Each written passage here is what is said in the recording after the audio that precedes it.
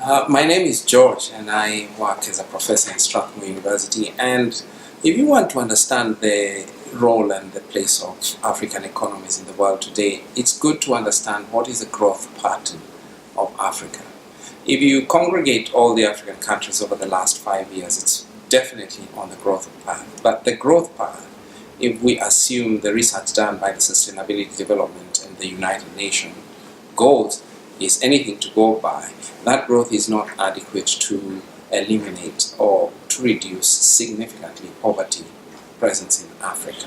So we are talking about a growth rate of 3.6. But if we remove the largest economies like South Africa and Nigeria, that growth rate is in the range of 5.5% and thereabouts. So we can see that one of the reasons why there has been a dearth in the idea of lions on the move from Africa is because of the downturn of economic growth in the two largest economies of Africa, that is Nigeria and South Africa. But if you remove those, it's very clear that the rest of the African countries are growing. Now, what are the challenges we need to understand? The first is obvious, is the social, political, and cultural stability, one that attracts economic productivity, one that attracts educational training and skills development, one that attracts partnerships from across the world for people who want to invest. So if we work on the stability, the democratization process from the point of view of social, economic, and cultural stability of African countries, I think this is one of the ways we are going to make Africa attractive to the rest of the world. The second thing is obvious, that the advanced countries, Europe mainly and the United States, have not been attracted significantly to look at Africa from a long-term perspective, for the simple reason that Africa is contributing very little to the global economy.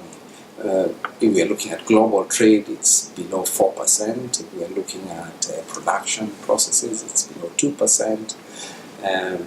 It doesn't really make a dent in the welfare of the developed global economies.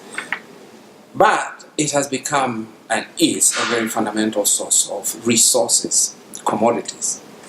And I think that one of the challenges is how can we, for the sake of equality and distribution of resources and elimination of poverty, how can we include or move from commodities to commercialization?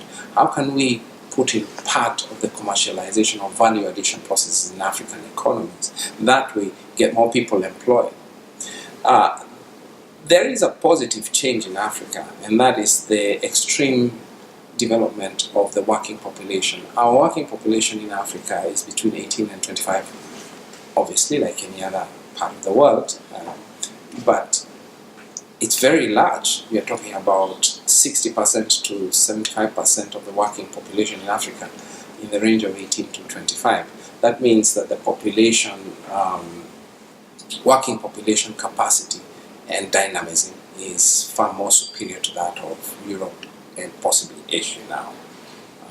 How do you convert these very powerful, youthful populations effectively? How do they become more productive? How do we increase the skills component in technology, in the stem cell, in gender appreciation, getting the woman to school? How do we make use of this powerful, youthful population and make it more productive and useful for the rest of the world? I think that if we go to the clear ideas of agribusiness, energy distribution, and equitable energy distribution, education and skills development, we are talking about technical skills development in Africa.